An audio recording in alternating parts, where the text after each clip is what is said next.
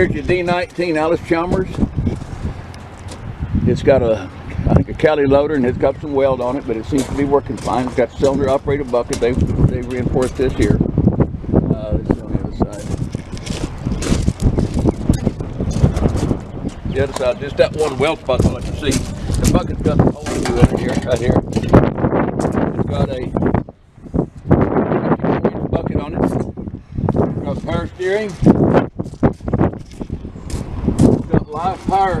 I'm going to use this hand clutch here, and it seems to shift good. The left brake is not near as good as the right brake now. It's got spin out wheels on it. It's got your 3-point hitch, your add-on 3-point hitch. Got the 540 PTO. Right here, these come into it. Right here, here. One operates the loader right here. You got 3 hoses plugged in here now.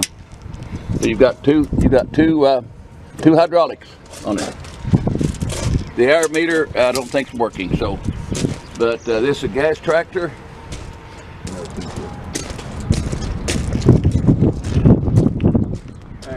The battery seems to be weak on this. You may have to jump start it, guys, if you don't run it every day.